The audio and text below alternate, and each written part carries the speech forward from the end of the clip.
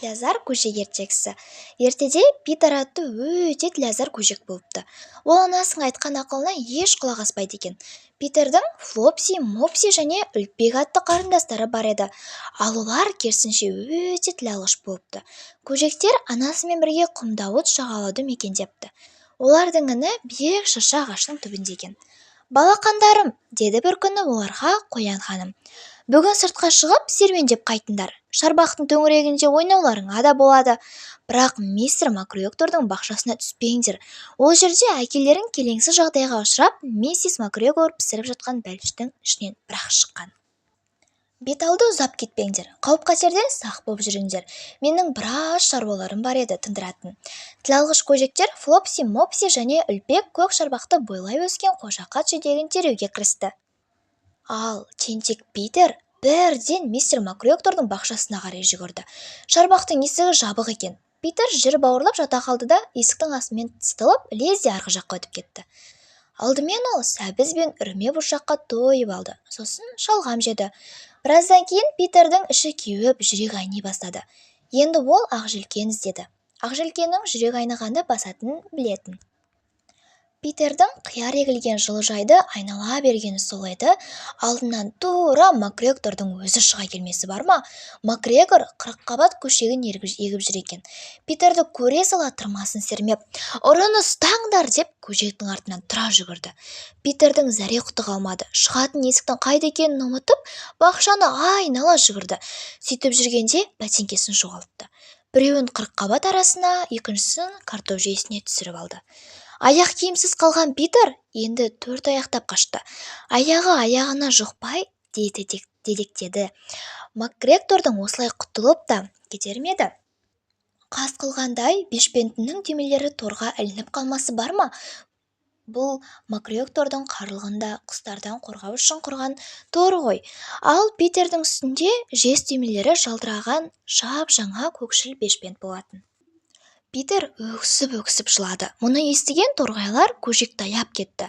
Олар жанына ұшып келіп, «Бастан құлақ садаға, Питер, бешпентіңді шеш те қаш» деп шыр-пыр болды. Осы сәтте мистер Макгрегор үйден елек алып шықты. Ойы Питерді елекпен басып алу. Питер шанталасып қолдарын бешпенттің жиегіне сорып алды да алды-артына қарамай зыта жөнелді. Жап-жаңа бешпент торасында қалды. Питер қашып келе жатып, алдынан кезіккен қораға зып берді. Көзі үлкен су шепшікке түсті. Секіріп су шепкіштің ішінен бір-ақ шықты. Жасырынуға ыңғайлы тұс қой. Ой, іші суға толып тұр ғой. Мистер Макгрегор Питердің қораға тығылғанын көрді. Дәу де болса, мына төңкерілі тұрған гүл құмырсқалардың астында отырған шығар деп шешті ол. Құмырсқалар көп-ақ еді. Макгрегор бірінен соң бірін аударып қарай бастады. Салқын судан тоңазыған Питердің мұрны қышымысы бар ма? Кенет ол «Әпчи!» деп қатты түшкіріп қалды. Мистер Макгрегор бірден түшкірген су сепкішке жетіп келді. Су сепкішті теуіп жіберейін деп бергенде көжек ішінен ытқып шықты. Гүлдерді аудара, төңкере ашық тұрған терезеден сыртқа секіріп түсті. Макгрегор Питер емес қой, секіре де алмайды, терезеге де сыймайды. Питерді қуалаудан тайтыққан ол «Туф!» деп қолын бір сілтеп өз шаруасына кетті. Малмандай су болған Питер жерге отыра кетті. Сәл де болса тынығып алғысы келді. Өзі қатты шаршапты, әрі қорқынышты дірілдеп тұр. Себебі бақшадан шығар жолды да білмейді. Аздап есін жиған соң жайлап секіріп көрді. Жан-жағына алақтап қарап қояды. Есік қайда екен? Сөйтіп жүріп шарбақтың бойынан есікті тауып алды. Бірақ ол құлыптаулы екен. Жатағап астынан сытылып өткісі келді. Бірақ Питеріміз сеп-семіз көжек емес пе? Бұл жолы сыймайды. Ой, мынау жертышқан ғой. Кәрі жертышқан Питердің алдынан олай бір, бұлай бір өтті. Ормандағы үйіне бұршақ пен бидай тасып жүр екен. Көжек одан қақпаға апаратын жолды сұрады. Бірақ аузына бұршақ толтырып алған тышқанның сөйлеуге мұршасы келмеді. Тек иығын қиқаң еткізіп басын шайқады. Питер шарасыздықтан жылап жіберді. «Енді қайттым!» Шығатын есік іздеген ол бақшаны түгел аралап шықты, бірақ бұрынғыдан бетер шатасты. Бір кезде мистер Макгрегор су алып жүрген тоғанға кезікті. Тоған жағасында бір мысық алтын балықтарды тамашалап отыр екен.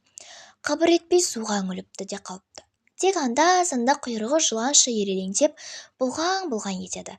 Питер мысыққа жоламауды жөн көрді. Немере ағасы Бенджамин Банниден мысықтың өткір тырнағы туралы талай әңгіме естіген.